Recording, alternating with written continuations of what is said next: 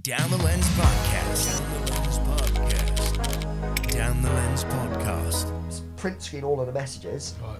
I just put it on our social media. I hid like a full name and the address. Bastard. So I put it all on social media, and then it just got traction. There was so much that she had said, which was just rude and patronising, and that I was just like, nah. So I put it out there, and then cut a long story short, we just got like a lot of traction for it. And I remember I put my phone down, but I come back 2 hours later, and we had something like 190 messages from like people reacting to this. We were getting a bit of traction, so I decided to quickly put my shop link on the post, put a discount code with the name of the person.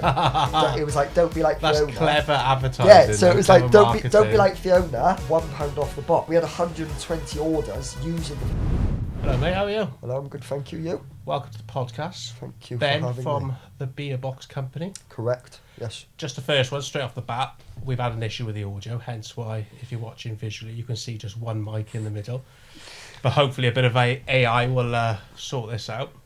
So, talk to me. How did you initially get into the Beer Box? What is the Beer Box, firstly, for people listening? Okay. How did it start? So the Beer Box Company, we are a mobile bar and events company based in South Wales, which has since gone on to expand into other areas in England, North Wales and places like that. We started back in, if I remember correctly, the original kind of concept was made for my wedding back in 2016. Okay.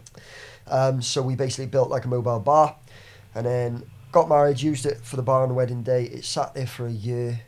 And then after a year doing a few jobs that I wasn't really happy with or felt fulfilled by, I kind of just thought, I think I can do something with that. Right, okay. And it was a case of, there hadn't really been anything local or around where. So we're local to Abergavenny, and we. So Abergavenny, yeah. There's nothing really bad. So And this is before the street market. Yeah, it was before. Pop-up stores Yeah. and all that, wasn't it? And this is the thing, like we'll probably go on to it now, but like a lot of people have only heard about us since lockdown, where it did kind of expand. But yeah, originally it was still 2016, and it was like old school. Like I literally just had like a shell of a box, no refrigeration, nothing. I remember literally like pitching up illegally, like on the side of the road, Just in a lay-by. selling cans of Strongbow for £2, mate. £2, I'd always try and be like funny and be like, we can get 2 for £4, and then people would be like, it's the same, and I'm like, I know, relax yourself. But no, so yeah, we just used to do it like that, and then started to get like Christmas markets, little events, like you said. It was kind of at the very beginning of the street food scene. So just kind of began rolling away, getting in contact with as many people as possible, getting ignored by most fucking people, to be honest. I'm allowed to swear. Yeah. Getting ignored by a lot of people, and then kind of just finding little niche things in surrounding areas, Crickhowell, Abergavenny. Did a couple of things in Cardiff, stuff like that. And yeah, then it was all events and weddings to begin with. Just before COVID, we had like our first few weddings the summer before, after just doing street food events, and we did like a couple of things like, not a couple of things, but we did like one event with like the Beefy Boys and some other up and coming, because at the time that's what they were as well, they were up and coming. And then lockdown happened. We were finally about to go and do our first proper season in the kind of events industry with weddings. I think we had like 10 or 11 weddings booked for our first proper season. I was then going to leave my job and just risk it and have a proper go at it. So what was you doing beforehand? So I've done a couple of different jobs before. I was a trainee teacher. Didn't last very. No, didn't. I literally quit like 2 months before I could have qualified. But I just knew I didn't want to do it. And that's kind of like my mindset is, do you know when some people go to you, but get the qualification because you never know, you might use it. Like I categorically fucking knew I didn't want to do it. I'm not someone who ever gets intimidated, but 16-year-old girls and like 17-year-old girls, 18-year-old girls in sixth form, they are intimidating with how they were. So that was frightening. So that kind of put me off. And then I also went and worked in an all-boys school, and they hated me. What, Monmouth or No, it was Rougemont? Lewis Boys. It was. Where's It was that? like Pengham. What, London? No. Where's Pengham? Not Peckham, fucking. No, Pengham. It's like Blackwood Way, I think. Okay. I'm shit at pronouncing things though, so. But yeah, Pengham. And that was like a daunting experience as well. So they just hated me, and it was a lot of tick boxy stuff, as a lot of things have now become. And I think I'm someone who, I don't know, I just rely on like the freedom aspect of things.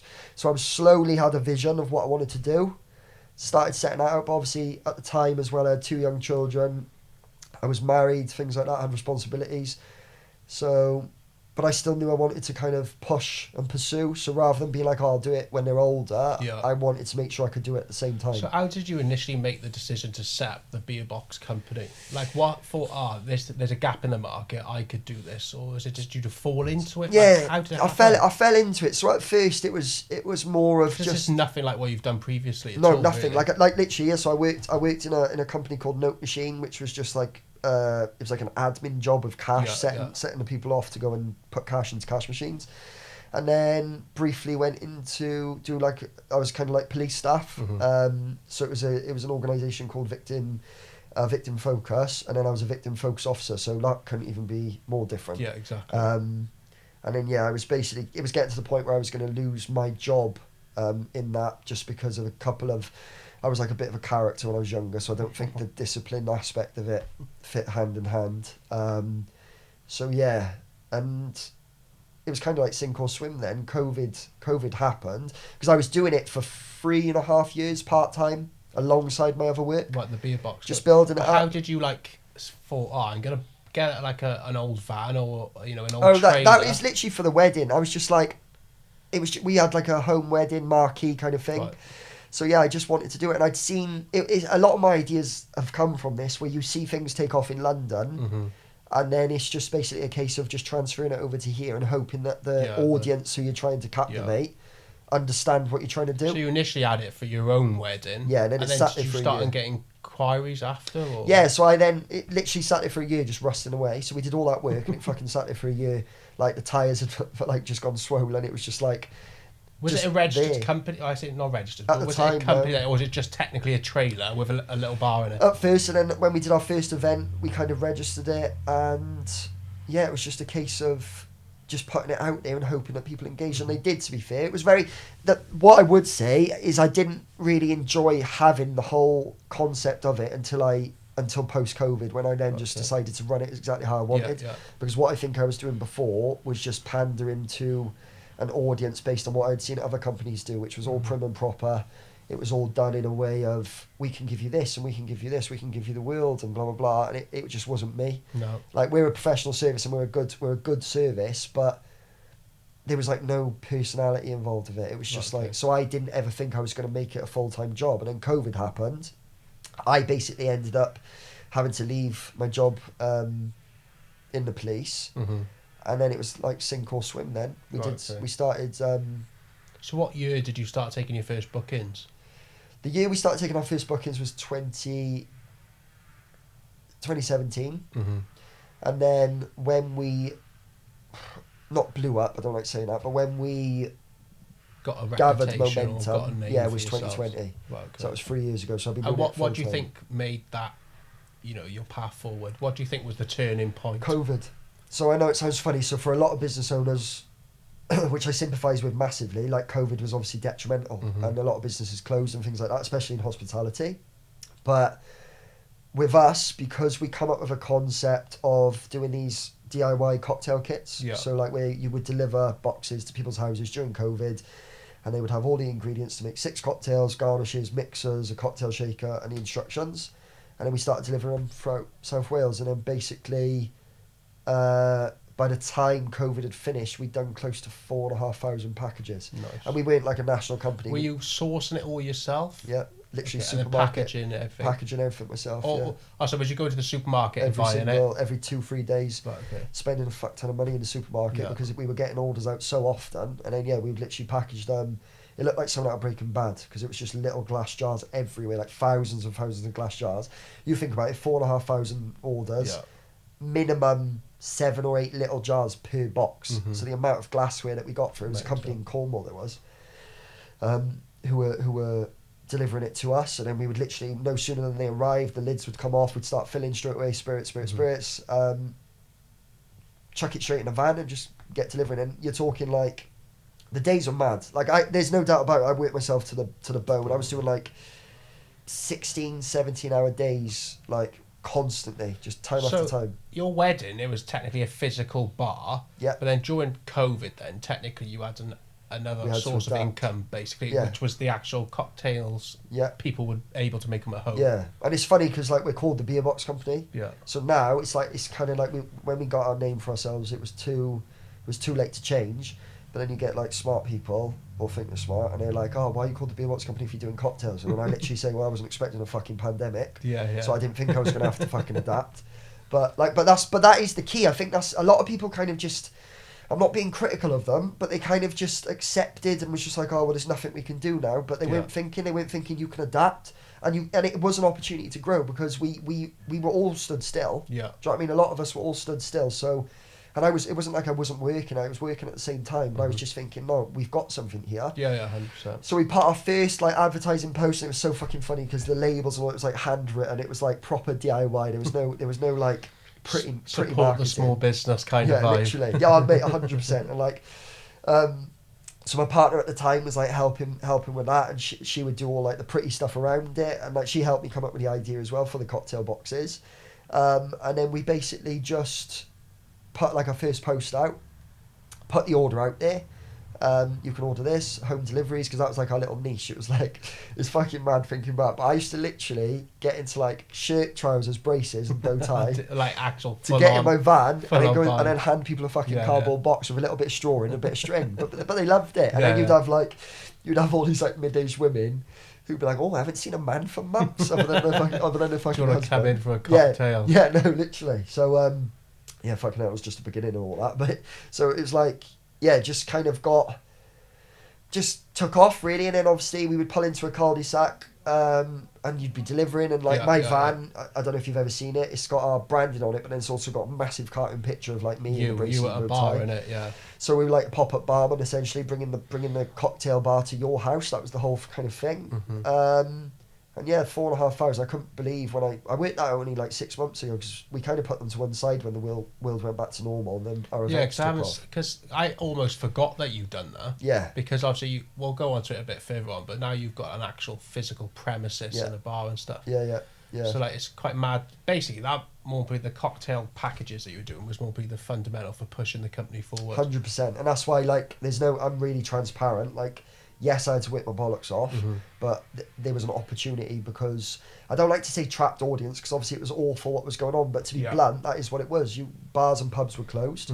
We weren't the only people who did it. We were genuinely the first company in South Wales to do it. Like, and not too far after we had started, you've seen other people, even like the Celtic Manor and people like that. Yeah, I've seen other companies do it since. Maybe not the way you've done it. They've actually they set their own branded cocktails up. Yeah. And then obviously they called it their own brand. Like whether you're doing it, but you're technically offering more of a service rather than actual product. It is a product, but at the same time. Yeah, no, you're right. No, I completely agree. And that was like the whole quirkiness of the braces and the bow tie, and like the actual personal touch on it. Yeah. So I wanted us, and I've always wanted us to be. There was probably a brief opportunity where we could have gone national, and like I was approached, and we possibly could have, but I literally am someone who, if I'm running a business, unless I'm running it exactly how I want, I just don't see the point in it. And I wanted us to still be a small business and feel like we were a local business.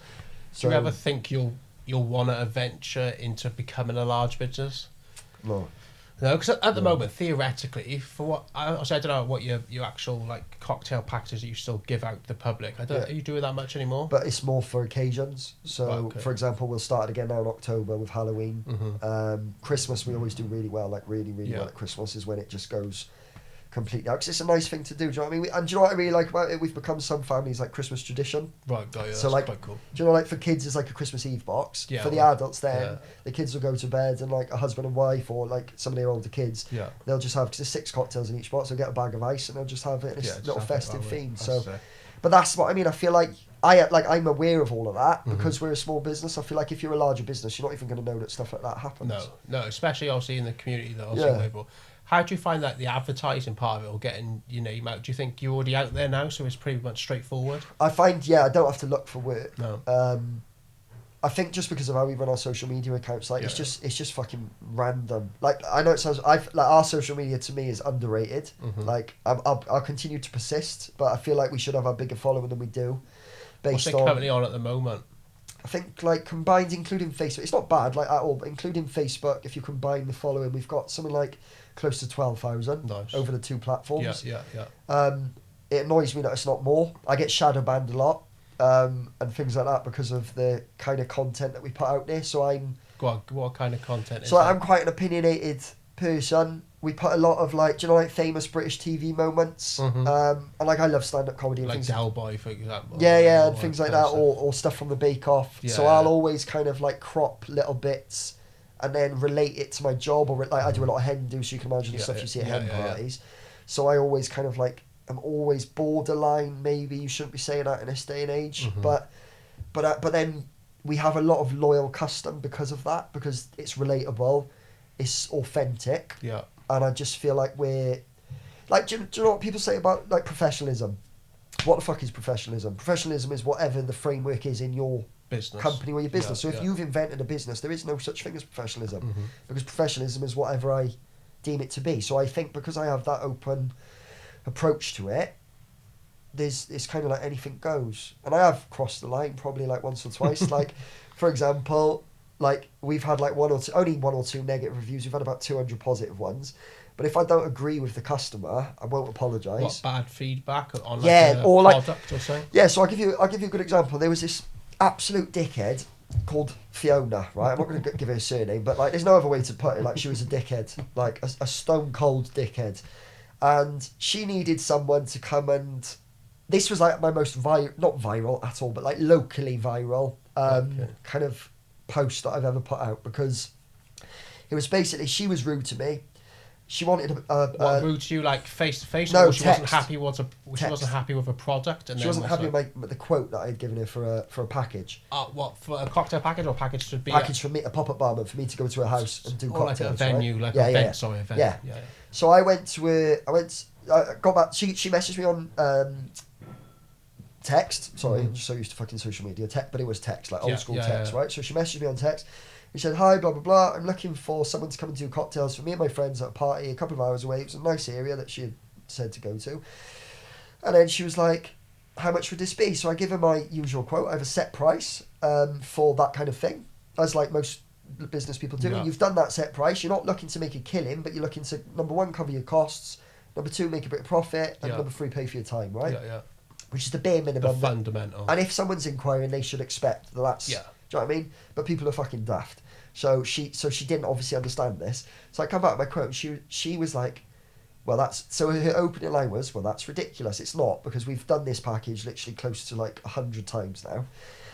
And then she was like, I could do these cocktails standing on my head. I only need you here for... I wouldn't expect to pay more than £30, right? What, for like a whole evening? £30 for me to go there for 2 hours, serve 30 cocktails, take my stuff. The alcohol alone wouldn't be that much.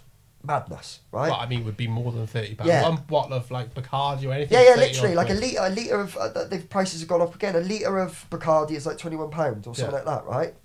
So, granted, I'll be able to carry it over and use it because it's spirits. It's not like you've opened the beer. Yeah, theoretically, if it's like a group of 12 of them, they're more going to go for a bottle. Yeah. Whether it's spread over like, Southern Comfort, this, that, and the other. You're still going to go for a bottle of something. So I literally was just sat there like looking at her, because she then come back and she was really patronising. Like, obviously she said she could do it standing on her head. So I was thinking, well, just do it yourself then. Yeah. And then we had like a couple of things, and then basically I broke it all down. I was like, because I just had enough, and I think it was like a build up of a week where we had like a few people who were like, oh well, it shouldn't be this much, and I'm like, I'll tell you how much it is. This is how it works. You ask me, I tell you. It's not the other way around, right? And I am blunt and I am direct, and it can rub people up the wrong way. But with this particular woman, I just felt like she was just being ridiculous, very, very rude, very patronising, and I felt it to be disrespectful. So I wasn't just going to pander and be polite.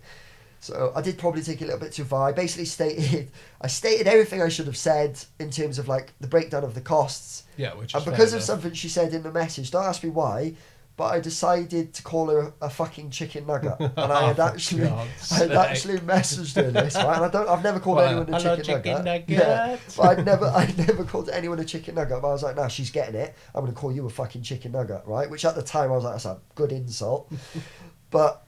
Like, she read it or whatever, and then I decided, I was like, right, maybe shouldn't have said that, but to kind of seek some kind of justification, I decided to print screen all of the messages, right, and I just put it on our social media. I hid like her full name and the address, bastard. So I put it all on social media, and then it just got traction, right? And I've probably not worded this very well, where it makes me seem like I was the offender, but I can't remember. There was so much that she had said which was just rude and patronising, and that I was just like, nah. So she didn't call me a chicken nugget, granted, but like that's what I decided to say. So I put it out there, and then cut a long story short, we just got like a lot of traction for it. And I remember I put my phone down, and I think for like I'm not usually away from my phone because it's pretty much my office. But I come back 2 hours later and we had something like 190 messages from like people reacting to the stuff. Well, like comments or like messages, like reactions to the story, right? And then so I decided, because it was in December that this had happened, so I was like, right, this is fucking great. Year? Like this was last year. Oh, was okay. So we were getting a bit of traction. So I decided to quickly put my shop link on the post. So I edited the post, put my shop link online, and put a discount code with the name of the person. It was like, don't be like Fiona. That's clever advertising. Yeah, so it was like, don't be like Fiona. So I Yeah. put the discount code was entered, don't be like Fiona, and it was like £1 off the box, right?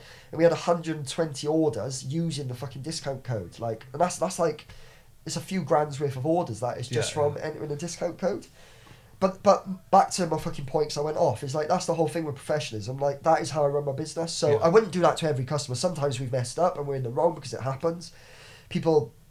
Sometimes it's hard for them to understand that things go wrong, but you try and explain it in a polite way. You know, you offer a little bit of refund, or you go out your way to make gestures. Yeah. So I don't deal with like everything like that. But it was, at the time, I felt like it was justified to react like I did. But then I think it was proven because we actually monetized that whole situation. Yeah, you've done well, like converting it and then obviously turn it into. There was no picture of. There was no picture of her. There was no like full name and things like that. But I think I'm on about there is how I kind of test the waters completely. What do you think the hardest part of running your business is? What takes up the majority of your time? Do you have much staff under your belt? Now I do, yeah. We have like a lot of people who help and things like that. The hardest part is, for me, is I feel like I suffer with a bit of imposter syndrome. Right, okay. So like I'm fully aware that we've done well for me to be able to maintain and grow the business in the last 3 years. I started with zero as well. That's like my big proud thing. I know like a lot of the most successful business people have loans, but I don't know, for me it was the fact I literally started with zero and used the money from our first set of cocktail boxes that we sold and just kept reinvesting. Even the premises that we owned, that was all from what I made from the cocktail boxes. And that was the startup for the micro bar, probably only cost me about £5,000. And that's for an actual bar. Yeah. About £5,000, and that probably included all my stock as well to begin with. And we made it back in 2 weeks. That's nice. So I literally made it back in 2 weeks. Obviously, at the beginning, it was quite a different concept. It was a micro cocktail bar, like local newspapers and all were interested in it. We had a capacity for 20 inside. It can extend to like 60 in the summer outside. So we had like a lot of like 4 or 5 month waiting list where it was just fully booked. Sure, let's go into that a bit. So you've gone from doing like the events kind of thing from the back of like a trailer basically, and then you've already done the packages during COVID. Yeah. When did you then realise that you wanted to actually have a physical premises? You know, how long did that take? Yeah, so COVID ended, so I was like, I have to adapt. Like I'm gonna have to adapt and change how we're running things because I feel like I anticipate things quite well. Yeah. So a lot of people are like, oh no, the cocktail boxes will still do well, but I was fully aware, like there's no delusion about it, I was fully aware that the only reason the cocktail boxes did so well was because pubs and bars were closed, restaurants were closed. So I was fully aware of that, so unless we changed, it was just gonna fizzle out. So I needed to move with the times and then use the momentum that we had gathered. We put little business cards in each box. I would do purposeful like old school marketing where I kind of become like a door-to-door salesman. So if we pulled into a housing estate and I was delivering to number 16, I would purposely go to number 18 and number 20 first and be like, oh sorry, I've got the wrong number. I hadn't. But then I've got a box in my hand. Clever. I've got a box in my hand. They're going to look at the box and be like, oh, what's in the box? You're getting so much sales from that you wouldn't believe. And I remember we even got like physical event bookings from people who we'd accidentally knocked on their door. So they never ordered a cocktail box, but I got their wedding. Or I got their hen do, or I got, do you know what I mean, like a birthday party from it. So it was just like kind of doing it like that and adapting in the build-up. And I always had in the back of my mind that we were going to have to change and we were going to have to adapt. And it was just how soon I was going to decide to do it. So I knew that we would get the weddings and the events. And we could have lived off that. And I could have worked seasonally, but I also wanted to make money in the winter so that it was less reliant on what we did seasonally. Because with seasonal work, you're weather reliant. If you have an event which you've spent, a few bob to be at, and then the weather hits, it's a risk. So the winter, it's weird though, because usually if you own a premises, it's your main source of income, but it's still not with us. Our events is still the main thing. When did you look to get the premises? When was that? So I've got a friend called James, who owns a clothing store. Yeah, repping his brand right now. Yeah, that's true. That. I can't fucking pronounce it. It's like Vuvus or something. I can't pronounce it literally, but yeah. So he owns this lovely clobber. Little shout out for him. I'm much better at promoting him than he is for me. But no. So yeah, we kind of just had a conversation one day. He had his clothes shop. I seen upstairs. He was literally just using it for excess stock. That was in the January of 2022. I went up there and I was like, oh, I need somewhere to store my glassware and some excess stock. Yeah. So I decided to do that for a week, and I was like, actually, I think I can do something with this. So that was the idea at the end of January, and we opened on 21 was it? 2022. 22. And we opened, so that was the end of January 2022, and by March the 6th, we were open. Nice. Fully open, operating straight away. Did it that quick. Yeah, because I remember seeing it blowing up on social, and you were like... No, it did, and like we put it out on social media. Like once again, not a large following, but like got 2,000 followers straight away. Like the minute we put it up, which is great, because in my head, when you get to like a certain amount of following, I feel like that is. I know it sounds stupid because people have loads of big followings, but they don't actually get business from it. Yeah, yeah. You could have more of a niche market. Yeah. Or people that are closely committed to you, but and, more 100%. So yeah, technically you could have like a massive following, but obviously the customers aren't, socially not following you as much. So then you having smaller following, they're more like niche down in what you do. Interaction, and that's a big part of what we do. I think we do a lot of like it's a very, I would describe it as like an intimate business where I like my kids are on there with me. A lot of my personal life and my personal opinions are kind of shared on it, because I just think I just think you become relatable.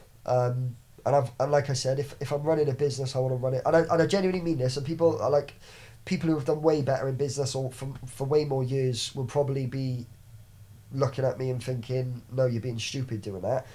And the way I've kind of run my business, I believe I could have made more money than I've made if I was a bit more of a yes man.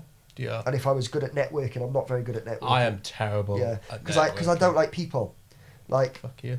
No, I know, but like no, but you know, which is awkward because I like. No, I like people. I think no, like I my like missus people. reckons I'm very socially awkward. I'm only very socially awkward if I don't need to be like. No, I think you're just like. Do you know what I mean? You're just like one of them. No, but like I'm starting to get to know people and stuff. This is one reason why I've done this podcast, is for networking. Just to meet creators in South Wales, build maybe like a community, cause like-minded people. Yeah, because like there might be like a bloody cocktail convention. You might think, oh, actually, I might go there, speak, and then you kind of struggle. Yeah, but like there'd be other business owners thinking, actually, I'll go to a convention that is relevant to like my business, or the industry I'm in. Yeah, and I'm aware it's like beneficial. Kind of pick ideas. Yeah, like I'm aware it's beneficial. I just can't. Like I can't. This is why I've kind of done it. I say I don't like people. No, I genuinely don't like that many people. But like, obviously you have people who you like, and I think what it is I like new people. Yeah. So I like getting to know people and understanding, and then you kind of it's who you decide to allow into your circle and all that. But as a whole, I just think I don't know. I think maybe it's just how I'm wired. I think I'm a bit of a character in that respect. So you've gone into basically customer service, but you hate people. Yeah. So do you reckon? So obviously you've got people working for you. Do you reckon you take more of a backseat from the customer service thing and actually run the behind the scenes business side of things? Because the people who, I know it sounds really stupid, not because they give me money, but because they're giving me business and they're trusting me. Obviously, I like those kind of people, right? No, but I also people just who like line your pocket. I respect that they like giving me an opportunity, and I want to make it work for them really, really well. I'm not talking like customers. Obviously, I always enjoy like the build up to work. I hate, but when we're actually doing the events, I enjoy it. I enjoy the atmospheres we're in. You do get like it's an alcohol fueled job. Oh yeah. So you do get yourselves into some situations which are fucking horrific. Like it's a fact. Like hen do's, we do a lot of hen do's. So sometimes you get good hen do's, sometimes you get sexually assaulted, and it's not funny, but it's a fact. Like you literally go and do them, just because you're the only bloke there. You're almost like a golden egg, and you could be any man there. Like there's no delusion. You could be any man there, and you're gonna the attention's gonna be turned on you, and it's uncomfortable. Like I've been I try not to laugh. It's awkward laughter because it's not funny. But like I've been bit, like I've been. Well, like trying to kiss your hand or something. No, like I've been bit. Do you know what I'm trying to say here? Like I've been bit. Like I've been bit. Explain. So like someone's crawled around my pop-up bar. All right. And actually like a little fucking Jack Russell nipped me on your crotch area. Yeah, imagine I did that to them. We'd be doing this from an open prison, like literally. So. Well, they must have been very good at sneaking around the back. No, they did. That's no, bloody going. I honestly didn't see them coming, and that's the God's honest truth. Like they nipped me. Their little teeth just nip, and then I've been like hit, like punched in the chest. Like people tried to like hit just because you don't reciprocate their suggestive behaviour. Yeah, but like aggressively. Yeah, but because they're drunk, they might not realise how like hard. But you kind of just have to grit your teeth and get on with it. But it is funny because you speak to other men, and you're like, oh, you know, it must be awful doing your job surrounded by women, all this kind of stuff with the environments of Hindus, but it genuinely can be. Like, you obviously, I'm always someone who likes to have fun and you have a bit of banter and things like that, of course. I'm aware of the kind of job that you're in. If you're going to do cocktails for 20 women, it's always going to be a bit rowdy, but there's obviously like a level to it which can become too far. Yeah, I can understand that because there's certain content that I've filmed, not trying to shame any bloody gender or anything, but when there's alcohol involved, whether it be male or female, it can be an absolute pain in the arse. Like I've had blokes come up to me and are like trying to grab the camera because they think they're hard, but they don't realise I'm twice the bloody size of them. But yeah, trying to be hard or get out of my face or whatever, or like they try. I had one boy and like, they don't realise the kit that you got like in front of you, like so in your hands. It's like basically it's your life. It's everything that you own. Like that's what's making you money. That's putting bread, milk in your bloody and they grab it and they try and push it away. But at the same time, you have obviously like you know the flirty kind of women where they're almost like pestering or not in a bad way. Obviously they're just intoxicated.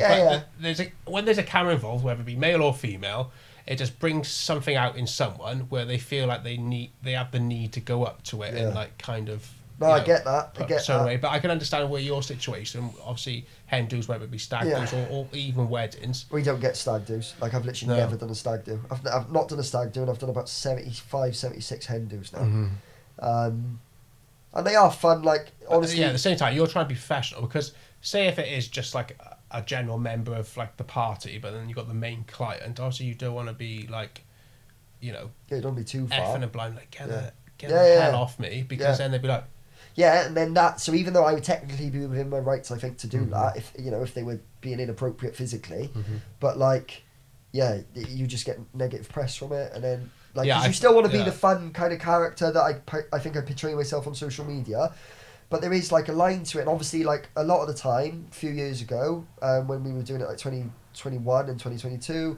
Like at the time I was married and all this kind of stuff, so it's like there's lines to it, and then this is how like I don't know, things kind of get said and misportrayed, and it's a dangerous kind of because I think it's dangerous for both sexes, because even if I've got like a woman behind the bar, men are nightmare, absolutely shocking. And I'm like even more aware of this now, like because it's catcalling, isn't it? It's like catcalling in any kind of, but it does work both ways. And I think, not to make it like I'm not being soft and all that, but it does work both ways. Like there's no two ways about it. It's not okay for a woman to do it to a man, and it's certainly not okay for a man to do it to a woman. It does work both ways, and that is kind of like the difficult part of that job. Obviously, at weddings and things like that, it doesn't happen. Have you ever had to, put your business head on and actually step in at some point and I've left early. Either defend yourself or defend a female? I've left early. I've left early and been like, I've gone and like spoke to the bride and be like, I can't. Your maid of honour's like keeps flashing, or like, because it sounds funny, but it's literally like, I can't tell you, right, honestly, if all of it ever stopped, I could write a book about like the stuff you see. It makes you stop trusting the world, like honestly, because it's a different, they're out of the way, do you know what I mean? Sometimes they're 100, 200 miles away from where they actually live. They don't know anyone, so they just let their hair down. They could be from so it's over the water. So it's a different world. But do you think that's the hardest part of running your business, is that?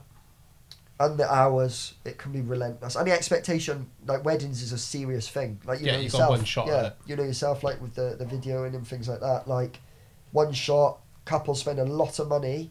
I find it difficult working with like a lot of venue owners because whilst obviously they're kind of providing the platform, like they kind of don't understand that all of the traders are also what brings it all together. Mm-hmm. So like, thank you for allowing us to be here, but the bride and groom have requested us to be here. But I've recently had an issue with. So they try and get you to pay to be on their pay, premises. or they just cause fucking problems for the sake of it. So yeah, it's a difficult. It's a very expensive kind of trade to be in, because which means you come across a certain type of person.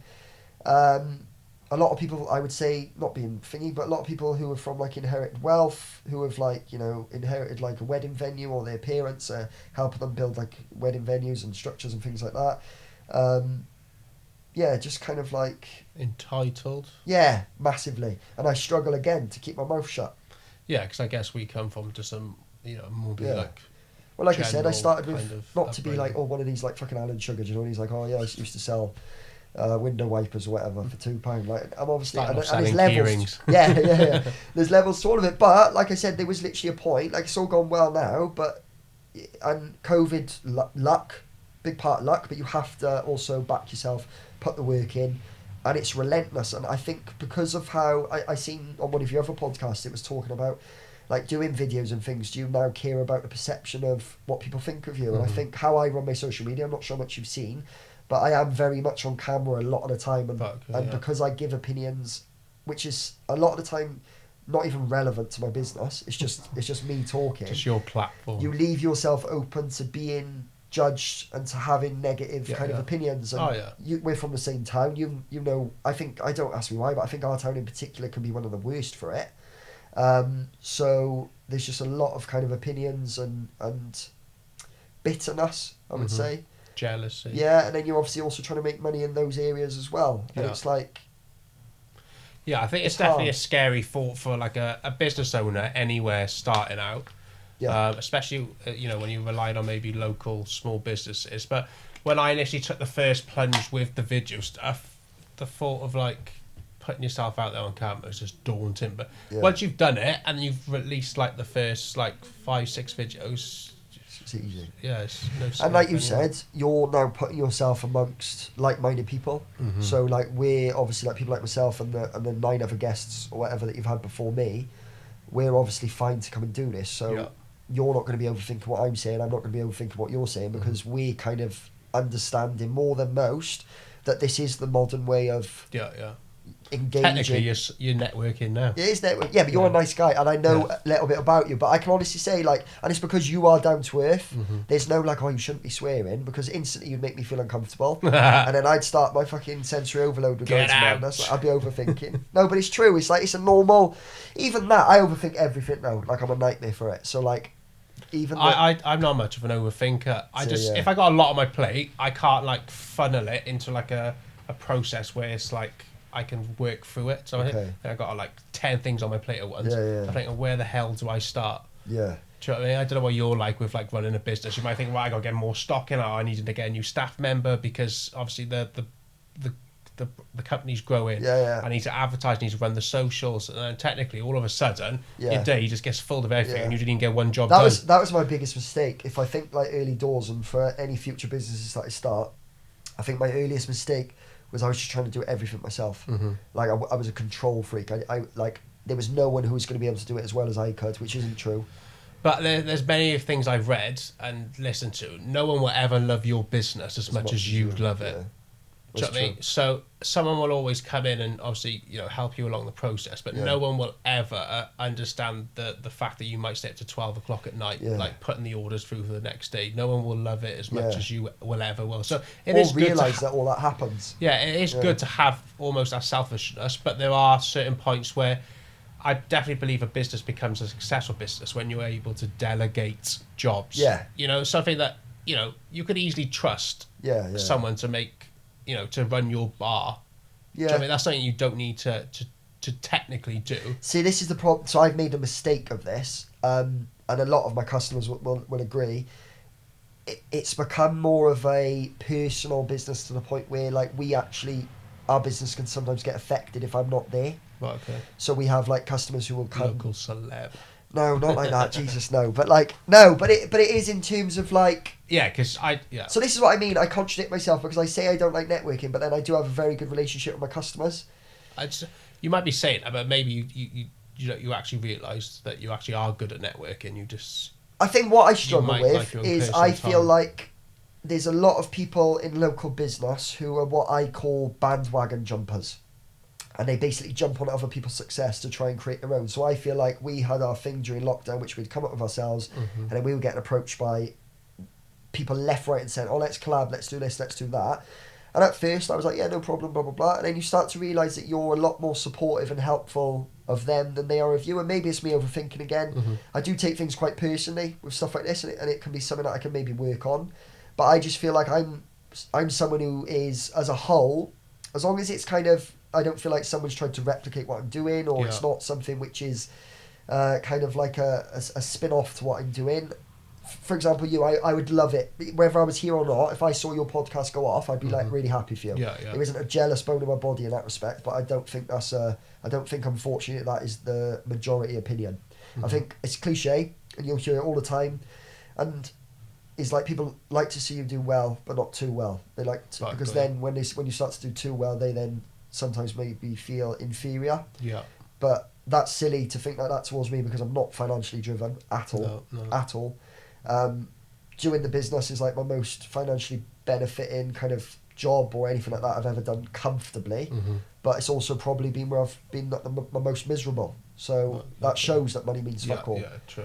I was talking to someone about this yesterday. Like, I was genuinely happier when I was budgeting and had £20 left at the end of the month. Mentally, I was happier, because I think it's just over time, it's just kind of taking its toll. And that's why I kind of have like a love-hate relationship with it. What do you find the most where do you get the most enjoyment out of running your business?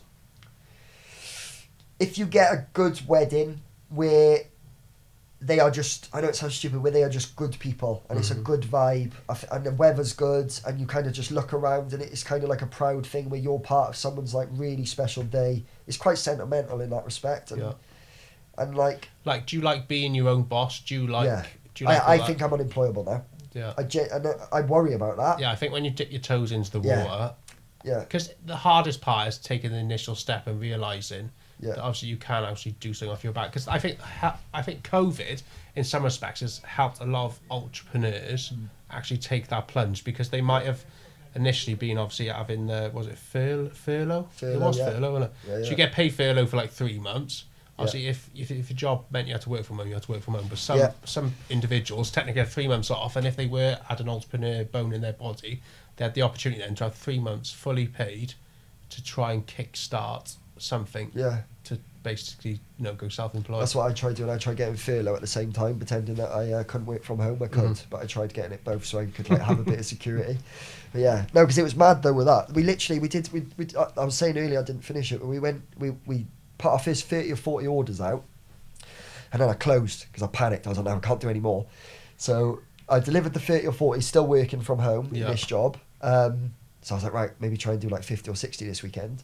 So we did that, went straight away, and you're talking like an hour gone. Like, what, you intimidated by having too many orders? And yeah, because I'd never been like a delivery service. We were a bar that would turn up, and you could take loads of time to get there. I wasn't like we were literally mapping out routes. It was like a proper, like Amazon. We were literally, and it was funny because because you don't want to go from one end to another village and then drive past the house. Exactly, and we would do some of our routes would be mad. Like, I definitely could have planned it better, but we would start in Abergavenny, and you'd also do Cardiff, Swansea, and Brecon all on the same day, which is fine if you're like a massive company and you've got other drivers, because you'd be delegated to different routes. But it was just me at first in a car, then in a van. And I can't drive at the best of times. Like, I got so many points on my license. Like, I think I hit my van about 3 or 4 times. Still got the same van, and it was just relentless. And eventually, we just were doing it weekly. And at first, no website. It was all done on a spreadsheet. I would manually from Facebook, Instagram, email. So all your income, basically all your advertising income come all through social media. You didn't have a website at the time. No, didn't have a website. And it was still when we were transitioning from being what I call like a prim and proper A, B, C, D, E, F, G kind of business where you're just saying what you're supposed to say. So it was still at the time when that was happening. And then I can't remember, we just started to do videos. And I would do videos being like, this is our route today. We're going here, here, here. And then I started to record things that I would pick up on during the delivery. So I have really bad eyesight. So there was one time where there was a guy who was sat in I delivered to a farmhouse. There was a guy sat in a field on a bench. And I was shouting to him. I was like, "Excuse me, I've got your parcel." And I couldn't understand why he wasn't fucking turning around to me. So I was like shouting, he just wasn't turning around. I was like, I must have his headphones in. I walked like a good 150 yards over to him, and it was a fucking scarecrow, right? And I was just there like, but then, so it's funnier at the time, but then I tried telling it in a way just so people, because it was lockdown as well. Yeah. People were engaging because they would watch it, and yeah, because I've seen other accounts, like there was this girl from the valley. She was a postwoman. Mm-hmm. And she on TikTok. She went she went nuts. So it's the same kind of concept. No, and it was like, I would like kind of record every kind of story. I would tell a story from delivery to kind of delivery, and there was like a time where I like couldn't find this woman's house, and I was like, "Oh, hello, I'm looking for your house. I've got your cocktail box." I think it was like "Keep Your Gin Up" or something, because we used to kind of have like theme names, or we had like a quarantini box during COVID, and we had like different themes and different stuff like that. And I was trying to ring her, and I was like, I'm outside. I'm trying to find your house. I can't find it. And I pulled up, and I was like, I'm outside a derelict building at the minute. It's like falling down a bit.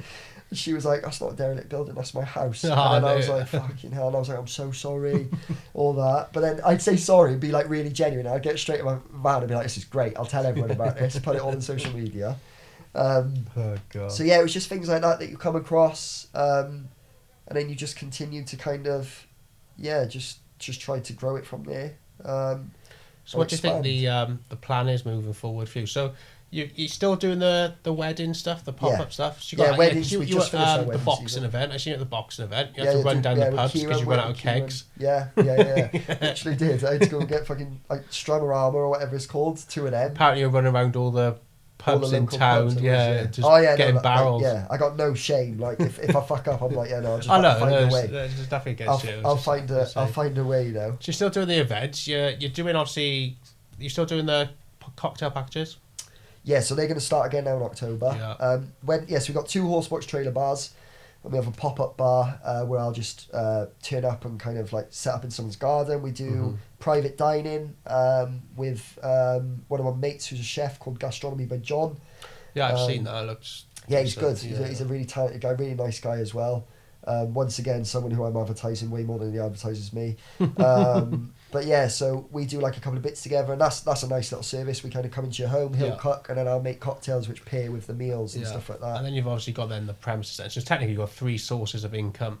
Yeah, I worked it out. If you're looking at cocktail boxes, the bar side of things, and the premises, it's 3 sources of income, which is kind of. I read something. I used to be obsessed with like The Apprentice, and I used to be obsessed with like Dragon's Den, like religiously. I love all that. Yeah, I love it. And like reels, you watch, like you're probably the same. You get in like Instagram reels, and it's all like fucking motivational speakers, and it literally makes you feel like you can fucking run for a wall. Some of them, and it is funny, right? I'll quickly tell you this, how like in terms of how it actually become my full-time job. So, basically, we. I say we, just me. I was literally working at home, and I had an absolute fuck full of doing it. And then we had just come up with the cocktail box idea. So this was how it's gone from me just being like, "Fuck it, I'm gonna do this." Yeah.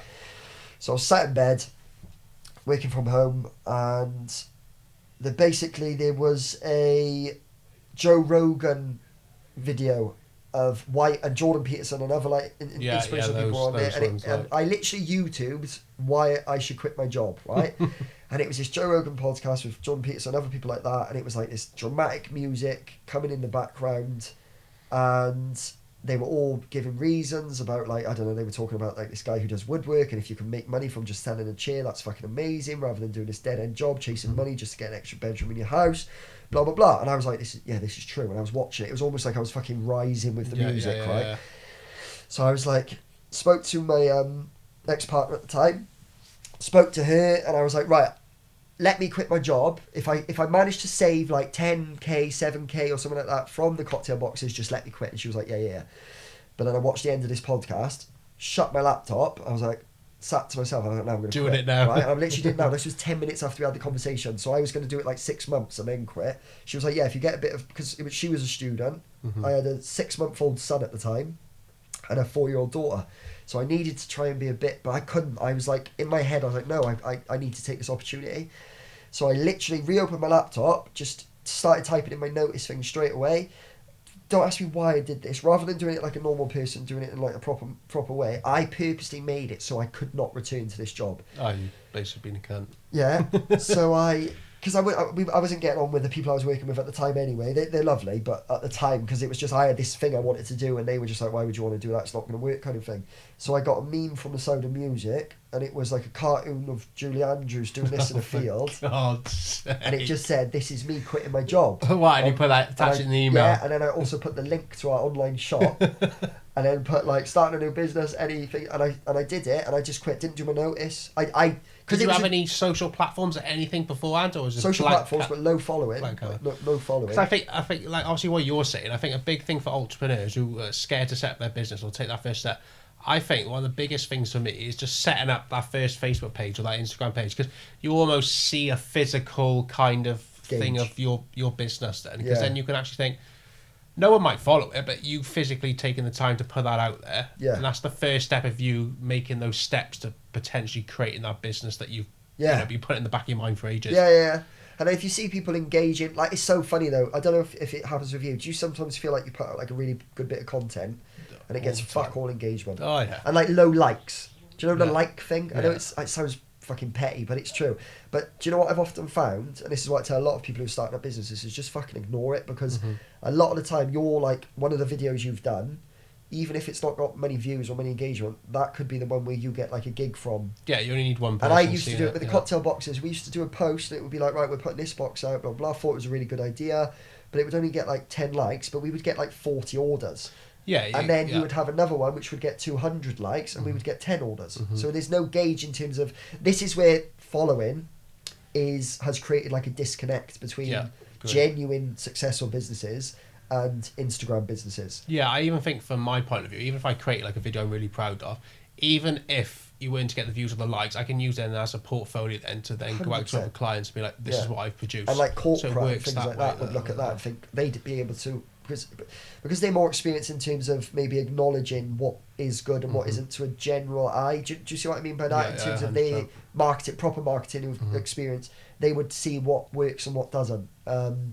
So I think, like I said to you earlier when we were talking off camera, like some of your content in particular is like absolutely ridiculous, like so good. And then I've seen like companies who, a lot of it is who you know and all that. Do you know what I mean? In small business and larger business, so they're getting kind of work which you deserve based on the quality of the output you're putting. But I think it comes down to networking and stuff like that as well. Yeah, and this is where I know if I could be better at it and be more of a yes man. But I can't work with people who don't have my principles and values in business. Which is fair enough. So obviously you got to align your business with what you. And I genuinely mean it. I started to say it earlier and I fucking moved on again, but I would rather, and this is where experienced business owners are going to think you fucking idiot, but I would rather run my business exactly how I want, and if it fails, it fails, rather than basically make a living from arse kissing.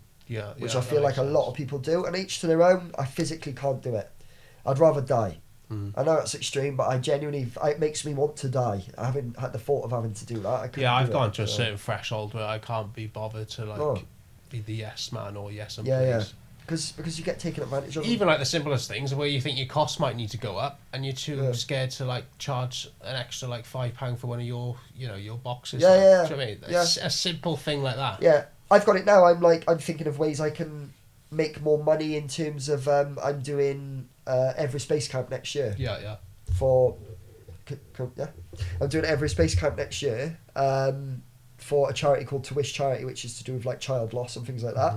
One of my friends, a lady called Kira, she unfortunately had to go through an experience like this many years ago, and she's been doing like expeditions and treks for this charity. She did Kilimanjaro, and then she literally put a post on her Instagram and be like, does anyone want to do Everest? And I was pissed up on my 30th birthday in Dublin and paid a £500 deposit off my face. I was literally off my face. Paid a £500 deposit to just go and do it. And now I'm stuck doing it. Scared of fucking heights. Got to go on little helicopters and mini planes. But I'm like, I can't wait, because what an experience. But I need to raise money for it. So simple things. We're cheapest cocktails in Abergavenny. We charge £8 a cocktail because I can. My costs are low because it's a micro bar. So I was going to be like, do £9. Every extra pound will go towards a charity. But even then I'm overthinking, thinking, is that, you know?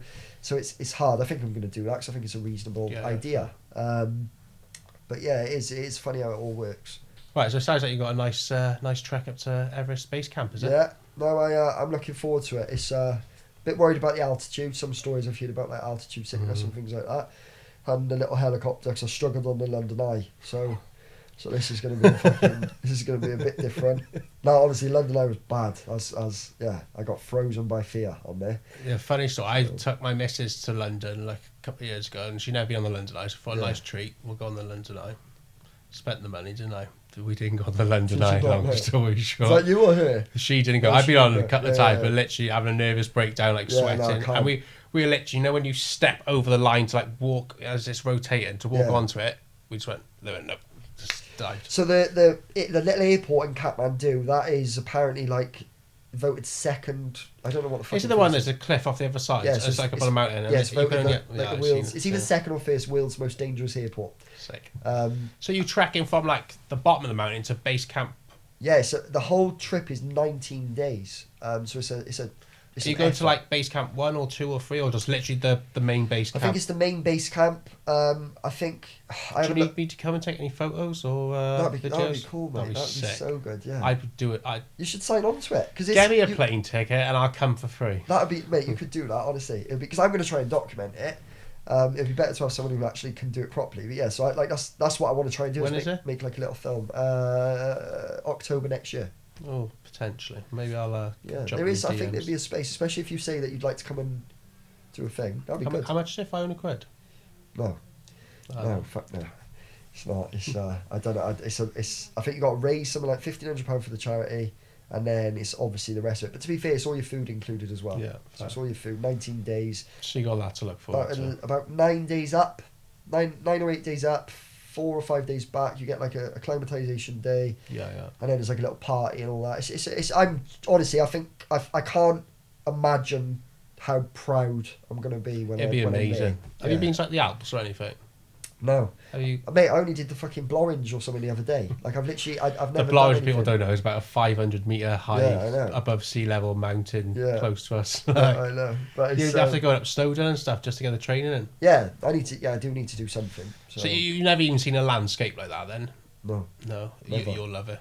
It was literally an impulsive decision. I do, yeah. Some of my best and worst things are from impulses. Yeah. That might be one of the best things you've ever done in your life when you do that. Anyway, running back to your business, what do you think the future's going to hold for you? What are you looking to implement within your business? Where do you forecast yourself in the next couple of years? At the moment, I think I just like to maintain. It's been a bit mental for 3 years where we've had to adapt and grow. I feel like it would be nice just to kind of continue as we are. Maybe sooner rather than later, I can either see myself sidestepping and kind of using the skills and the platform that I've got and maybe going into something completely different, because that's the excitement to me, is the build of the business. But yeah, like obviously the natural thing is to expand and have a bigger premises, have a bigger cocktail bar, come up with like a niche kind of idea with maybe some more of the outdoor catering and bar kind of things. But yeah, I don't know. I think deep down is maybe I would like to try something else. I'm not saying I would stop, but I'd like to keep that. That business can technically run itself now. With the weddings and events, it can. Yeah, with the weddings and events. Well, everything is obviously just you taking off your big boss shoes and handing that down. I know, but it's because they invest in the character. This is the mistake. This is the mistake I've made. I was saying earlier. This is the mistake I've made. Get a look-alike. Maybe if I lost about 2 stone. Yeah, you could do it. You've got a handsome face. Yeah, you could do it. What was that? The face I do? What, from fucking Zoolander? I don't know. I think once it's a mindset. To me, business is a mindset. Once you're in sounds like you've got that. Yeah, you're not going to want to leave it. So it's just about coming up with other ideas, being relentless. I think that's what it is. I think you have to have an element of delusion, and I believe I am deluded. But I think people often look at delusion negatively, but I think I'm positively deluded where I don't like, I've kind of made it in my mind, I don't know how to lose. Yeah. And that's hard to take away from someone. Even if you get a lot of criticism, if you genuinely believe that, no one else can really do anything about that, can they? And for people looking to start their own business up, what would one tip you give them? Back yourself. Yeah. Don't allow outside opinions to dictate what your passion and what your kind of goal is, because I think the minute you allow too many voices in, it can become confusing, and then you lose your authenticity, because the best thing to me about smaller businesses in particular is authenticity. People who can relate to you. If you can get people to be able to relate to you, you're already winning. And not everyone's going to be able to relate to you. Just like some people don't like curries. You know what I mean? Some people don't like Chinese food, but some people love it. So it is very much a case of you're gonna, sometimes if you're trying to be authentic, people are going to criticize you. Even if you're the nicest person in the world and you're not opinionated, people are still going to judge you, because I think that reflects their insecurities.